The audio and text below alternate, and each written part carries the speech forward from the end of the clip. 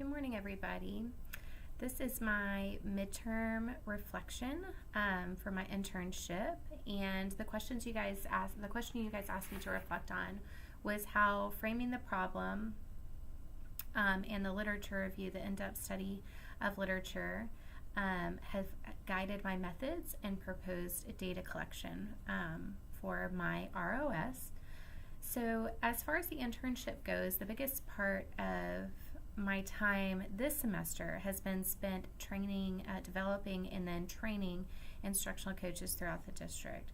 So I have been exposed and trained. I've been exposed to all the way from pre-K, kindergarten, elementary, up to my wheelhouse here in secondary. So that's been a really, really great experience as far as getting onto different campuses, seeing different levels, seeing how teachers and instructional coaches interact at different levels and contents.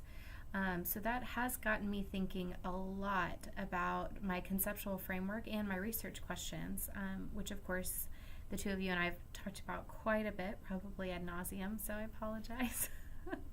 But it really has gotten me thinking about the nature of instructional coaching and the questions that I'm trying to answer here in this study, which revolve around how does instructional coaching impact how teachers feel in the classroom?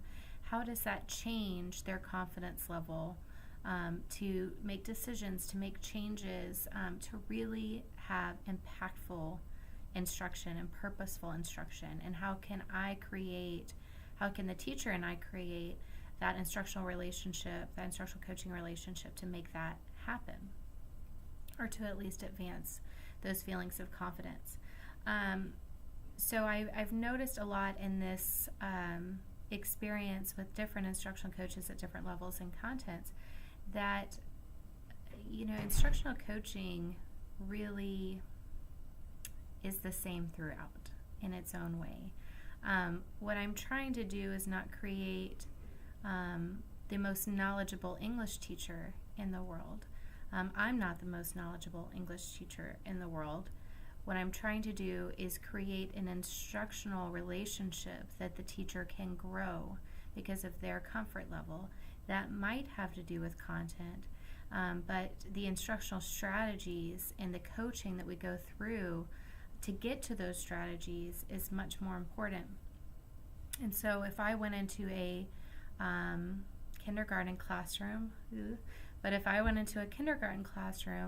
and had a specific instructional coaching relationship with a teacher and things to look for and things to develop with that teacher, I should be just as impactful with him or her as I am with an AP literature teacher, which is a subject area I'm very comfortable with.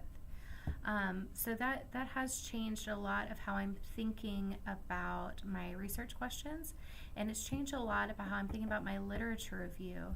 That my study, yes, I am working with English teachers in my study, but I would hope that this would translate beyond them.